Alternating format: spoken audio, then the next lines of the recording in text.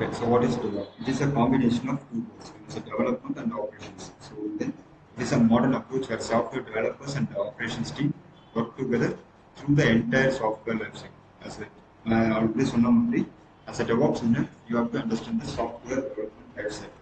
Okay, so அதில் தான் நம்ம வந்து டெப்ல இருந்து டிப்ளாய் வரைக்கும் அந்த என்டையர் ப்ராசஸும் வரும். So from planning coding testing and then deploying and monitoring. So இது எல்லாமே பார்த்தீங்கன்னா அந்த சாஃப்ட்வேர் லைஃப் சைக்கிள் டேட்டா அதில் வர எல்லா மேஜர் காம்பனன்ட்ஸ். நெக்ஸ்ட் வந்து the main idea of DevOps. எதுக்காக DevOps உள்ள கொண்டு வந்தாங்கன்னா the first thing is to improve the software delivery process. ஃபர்ஸ்ட்னா ஒரு சாஃப்ட்வேர் டெலிவரி பண்ணுறோம் டிப்ளாய் பண்ணி ஒரு யூசேஜ் கொண்டு வரதுக்கு டைம் நிறைய ஆகும். ஆனால் இப்போ பார்த்தீங்கன்னா வித்தின் ஹவர்ஸில் நம்ம ஏன்னா வித்தின் மினிட்ஸில் என்ன ஒரு அப்ளிகேஷன் டிப்ளாய் பண்ணுறது மீன்ஸ் என்ன சொல்கிறது டிப்ளாய்னா ஒரு அப்ளிகேஷன் போஸ்ட் பண்ணி டிப்ளாய் பண்ணுறது அதே ப்ராசஸை வச்சு நான் என்ன பண்ணுறேன் ஒரு வெப்சைட்டை பப்ளிக் யூசேஜுக்கு கொண்டு வரும். ஸோ அதான் so we achieve this software release automation, continuous monitoring, logging, and testing. இதில் என்னன்னா ஃபர்ஸ்ட் 4 கோல்ஸ் இருக்காது. Faster and continuous software releases first point. Next பார்த்தீங்கன்னா ரெடியூஸ் மேனுவல் எரர்ஸ். ஏன்னா நம்ம வந்து ஆல்ரெடி ஆட்டோமேஷன் ஸ்கிரிப்டை எழுதி அதை தான் ரிப்பீட்டேட்டிவ் டாஸ்க்கை யூஸ் பண்ணணும். ஸோ அதனால மேனுவல் எரர்ஸ் வராது மேக்ஸிமம். ஓகேங்களா. நெக்ஸ்ட் பார்த்தீங்கன்னா built in monitoring detect failures. இது வந்து ஒரு மேனுவல் ப்ராசஸ் ஆன் ப்ரிமிசஸ்ல ஒரு வாட்டர்ஃபால் மெத்தடாலஜி யூஸ் பண்ணி ஒரு ப்ராஜெக்ட் டிப்ளை ஆகுதுன்னா அதில் ஈச் அண்ட் எவ்ரி இஷ்யூஸ் வந்து லாக்ஸ் எக்ஸ்ட்ராக்ட் பண்ணி ஐடென்டிஃபை பண்ணுறதுக்கு டைம் ஆகும். ஏன்னா நீங்கள் என்டையர் லாக்ஸும் நீங்கள் வந்து என்ன பண்ணணும் கோத்ரூ பண்ணி அதில் ஐடியா வச்சு கண்டுபிடிச்சி சர்ச் பண்ணி தான் பண்ண முடியும், query பண்ணி தான். ஆனால் இங்கே அப்படி கிடையாது. உங்களுக்கு எங்கே இஷ்யூவாக இருக்கும் கரெக்டாக அங்கே பாயிண்ட் அவுட் பண்ணணும். மீன்ஸ் உங்கள் லாக்ஸில் இங்கே தான் இஷ்யூ மென்ஷன் பண்ணும். ஏன்னா வந்து ஃபுல் அண்ட் ஃபுல் ஸ்கிரிப்ட். அந்த ஸ்கிரிப்டில் லாக்ஸ் எங்கே ஸ்டோர் ஆகும், என்ன மாதிரி இஷ்யூக்கு என்ன மாதிரி லாக்ஸ் கிரியேட் பண்ணி எங்கே ஸ்டோர் ஆகும் நம்ம ஸ்கிரிப்டில் இருக்கும். ஸோ நெக்ஸ்ட் பார்த்தீங்கன்னா automate testing through the software deliveries. Testing வந்து ஃபுல் அண்ட் ஃபுல் ஆட்டோமேட் பண்ணிடணும். லைக் எல்இடி சோலார் இதெல்லாமே யூஸ் பண்ணி DevOps டூல்ஸ் வரப்போ நம்ம கிளியராக பண்ணலாம். நெக்ஸ்ட் பார்த்தீங்கன்னா DevOpஸோட ஃபண்டமெண்டல். ஃபர்ஸ்ட் நீங்கள் என்னன்னா அந்த லைஃப் சைக்கிள் ஆல்ரெடி சொன்ன மாதிரி லைஃப் சைக்கிள் ஆஃப் DevOps. அதுக்கப்புறம் அஜைலுக்கும் DevOpஸ்க்கும் என்ன டிஃப்ரென்ஸ் இது பார்த்தீங்கன்னா ஆன் ப்ரிமிசஸ்க்கும் அஜைலுக்கும் டிஃப்ரென்ஸ் இருக்குது. அதே மாதிரி அஜைலுக்கும் அட்வான்ஸ்டு அஜைலான DevOpஸ்க்கும் சில டிஃபரன்ஷியேஷன் இருக்குது. ஸோ அதில் நம்ம பார்க்கணும். அதுக்கப்புறம் கிளவுட் வர்சஸ் DevOps. கிளவுட் இன்ஜினியரும் DevOps இன்ஜினியரும் ஒன்றுன்னு கேட்டிங்கன்னா ஒன்றும் கிடையாது. ஆனால் DevOps இன்ஜினியரால் கிளவுட் இன்ஜினியர் பண்ண மட்டும் பண்ண முடியும். ஆனால் கிளவுட் இன்ஜினியரால் DevOps இன்ஜினியர் மேலே ஸ்கிரிப்ட்லாம் எழுத முடியாது. ஏன்னா இவர் வெறும் கிளவுட் ப்ரொவைடர்ஸ் தான் இன்வால்வ் ஆகிறது, ஆட்டோமேஷன் இன்வால்வ் ஆகும். நான் DevOps AWS DevOps இன்ஜினியர் நான் கிளவுட் இன்ஜினியர் ஒர்க்கும் பண்ணுவேன், ப்ளஸ் DevOps இன்ஜினியர் ஆட்டோமேஷன் ஒர்க்கும் என்ன பண்ணுவேன். ஸோ இதுதான் வந்து ஸோ அடுத்த ஃபண்டமெண்டல் பார்த்தோம்னா Linux. Without Linux we can't able to write a script. Okay, so Linux is the mandatory and necessary OS. Okay, scripting language. Next பார்த்தீங்கன்னா SCM. SCM ங்கிறது source code management, GitHub, Bitbucket இந்த மாதிரி நம்மளுடைய developer develop பண்ற கோட்ஸை store பண்ணி வைக்கிற ஒரு storage, global storage. அதான் ஃபர்ஸ்ட் SCMல கிட்ட தான். நெக்ஸ்ட் பார்த்தீங்கன்னா CICD. இதுதான் ஹார்ட் ஆஃப் DevOps ன்னு சொல்லுவாங்க. Continuous integration and continuous delivery or deployment. So இதில் தான் வந்து ஸ்கிரிப்டே எழுதப்படும். So continuous integration, continuous deployment, delivery it is a core. அதான் hard core DevOps practice that automates the process of building, testing and deployment. Means நீங்கள் ஒரு full automation build பண்ணி ஸ்கிரிப்டை ரைட் பண்ணி முடிச்சிட்டிங்கன்னா ஒன்றுமே கிடையாது. இப்போ டெவலப்பர் ஃபீச்சர் ஆட் பண்ணுற அப்பன் பண்ணுறாரு, அது வந்து கோடில் டெவலப் பண்ணி அவர் லோக்கல்ல இருந்து ரிமோட்டுக்கு புஷ் பண்ண அடுத்த செகண்ட் வந்து ஸ்கிரிப்ட் வந்து ரெண்டாவது ஆரம்பிச்சு. மீன்ஸ் என்ன பண்ணும் அந்த ரா கோட பில்ட் பண்ண கூட ஆட்டோமேஷனா அது மேனுவல் டெஸ்டிங் டிசைட் ஒன்ஸ் அது முடிஞ்சதுக்கப்புறம் டிப்ளாய் பண்ணும்.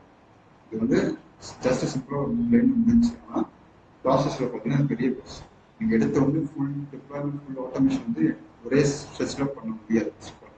நீங்கள் ஃபர்ஸ்ட் GitHubலையும் பில்டிங்கும் ஆட்டோமேட் பண்ணுறேன், அதுக்கப்புறம் பில்டிங் டெஸ்டிங்கும் ஆட்டோமேட் பண்ணுறேன், அதுக்கப்புறம் டெஸ்டிங்கும் ரிலீஸ் ஆட்டோமேட் இப்படி ஒரு பார்ட் பை பார்ட்டாக நீங்கள் ஆட்டோமேட் பண்ணதுக்கு அப்புறம் தான் அந்த ஃபுல் ஆட்டோமேஷனே டெவலப் ஆகும். ஸோ ஃபர்ஸ்ட் நீங்கள் இதில் CICD அதுக்கப்புறம் அதில் யூஸ் பண்ண போகிற டூல் பார்த்தீங்கன்னா ஜென்கின்ஸ். ஜென்கின்ஸ் ஆல்டர்னேட் பார்த்தீங்கன்னா நமக்கு வந்து Bitbucket இருக்கு, Travis இருக்கு, நிறைய இருக்கு. ஸோ இதெல்லாம் பார்த்தீங்கன்னா CICD. அதில் மேஜராக டாப்ல இருக்கிறது பார்த்தீங்கன்னா ஜென்கின்ஸ். It's CICD tool. இந்த டூலை யூஸ் பண்ணி நல்லா இன்டெகிரேட்டும் பண்ண முடியும், டெப்ளாயும் பண்ண முடியும், டெலிவரும் பண்ண முடியும். அதுக்கப்புறம் அண்டர்ஸ்டாண்டிங் இருக்கு, அப்புறம் how to make pipeline Jenkins இதெல்லாம் நம்ம ஜென்கின்ஸ் வந்து பார்க்கணும். அடுத்து ஸ்கிரிப்டிங். ஸோ மேலே வந்து லினக்ஸ் பிளாட்ஃபார்ம் யூஸ் பண்ணிருக்கோம். அதில் ஸ்கிரிப்டிங். ஸோ இப்போ பார்த்தீங்கன்னா ஒரு டூலுக்கும் ஒரு ஸ்கிரிப்டிங் இருக்கு. ஃபார் எக்ஸாம்பிள் நீங்கள் வந்து லினக்ஸ் யூஸ் பண்ணுறீங்கன்னா ஷெல் ஸ்கிரிப்டிங் யூஸ் பண்ணுறீங்க. இதுவே ஆன்சிபிள்னு ஒன்று இருக்கு. ஸோ அது வந்து கான்ஃபிகரேஷன் மேனேஜ்மெண்ட். அதில் பார்த்தீங்கன்னா யாமல்னு ஒரு டிஎஸ் யூஸ் பண்ணுறோம். டிஎஸ்னா டொமைன் ஸ்பெசிஃபிக் லாங்குவேஜ். அதாவது அந்த யாமல் ஃபார்மட் வந்து அந்த ஆன்சிபிள்ங்கிற அந்த டொமைனுக்கு மட்டும்தான் அப்ளிகபிள். இப்போ நம்ம வந்து பைத்தான் மாதிரி ஷெல் ஸ்கிரிப்டிங் மாதிரி எல்லாருக்கும் சொல்லிட்டு, ஏன்னா அது வந்து இன்டர்பிரட்டட் லாங்குவேஜ். இது வந்து DS which means domain specific language. அதே மாதிரி HTML வந்து Terraform. ஸோ இந்த மாதிரி ஸ்கிரிப்ட் இதை யூஸ் பண்ணி தான் ஸ்கிரிப்ட் ஆட்டோமேஷன் ஸ்கிரிப்ட் பில்ட் பண்ணலாம். ஓகே இதை நீங்க அண்டர்ஸ்டாண்ட் பண்ணணும் எப்படி ஸ்கிரிப்ட் எழுதுறது தெரியும். which means DevOps helps automate repetitive tasks, reduces errors and saves time. So இதான் மேஜர். எல்லாருமே எதுக்கு ஆன் ப்ரிமிசஸ்ல இருந்து மைக்ரேஷன் ஆகுறாங்க, which means DevOps கிளவுடுக்கு எதுக்கு ஆகுறாங்க, மேஜர் ரீசன் இதுதான். நீங்க ஒரு வாட்டி ஒரு ஸ்கிரிப்ட், ஏன்னா இதுல டைம் சேவ் ஆகுது, நீங்க அடுத்த ப்ராஜெக்ட் போவீங்க. பிசினஸ் பேஸ் பாத்தீங்கன்னா உங்களுக்கு நிறைய ப்ராஃபிட் வரும். எத்தனை ப்ராஜெக்ட் எடுக்கிறீங்க முடிக்கிறீங்களோ அதுக்கு தகுந்த நம்ம வந்துட்டே இருக்கும். இப்போ நான் வந்து டிப்ளாய் பண்ணி முடிச்சிட்டேன், ஆட்டோமேஷன் முடிச்சு ப்ராசஸ். இப்போ டெவலப்பர் வந்து ஏதோ ஒரு ஃபீச்சர்ஸ் வந்து பேட்ச் அப்டேட் பண்றாரு. அப்டேட் பண்ண உடனே கிட்டப்ல புஷ் பண்ண அடுத்த செகண்ட் வந்து இந்த ஸ்கிரிப்ட் ரன் ஆகி மொத்த ப்ராசஸ் முடிச்சிடும். டிப்ளாய் பண்ணி மானிட்டரிங்லையும் போயிடுது. மானிட்டரிங் எல்லாம் இஷ்யூ வந்துச்சுன்னா அதையும் ரிசால்வ் பண்ணும். ரிசால்வ் பண்ண முடியாத அளவுக்கு வந்துச்சுன்னா அப்போ நம்ம வந்து உள்ள so reduces saves and time. So scripting language is essential. Without scripting knowledge we can't sustain it.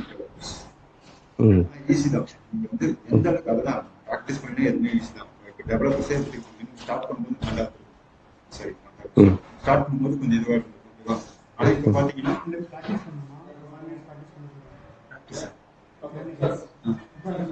Record பண்ணிட்டு இருக்கேன்.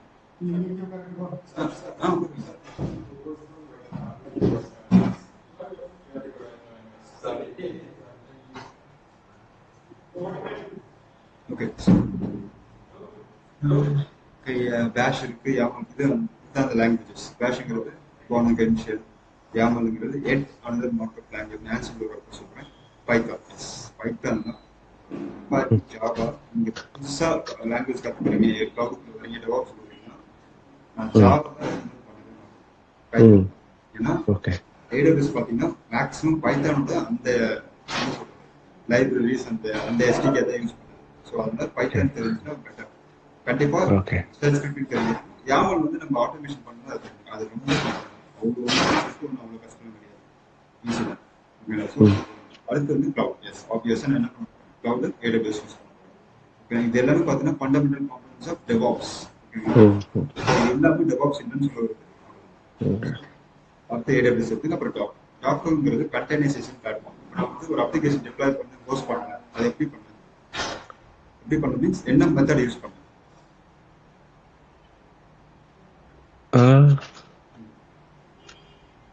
ஹோஸ்ட் பண்ணும்போது நீங்க அந்த நம்ம சர்வீஸ் எடுத்து ஹோஸ்ட் பண்ணீங்க. சர்வீஸ் எடுத்து எங்க இன்ஸ்டால் பண்ணுறது, வெப் சர்வீஸ் எடுத்து அதை நான் எதில் இன்ஸ்டால் பண்ணேன். ஓகே, இதுல ஸ்கிரிப்ட்ல குட்டியில அது ஓகேங்க. குட்டி சீலை எல்லாம் ஓகே தான்.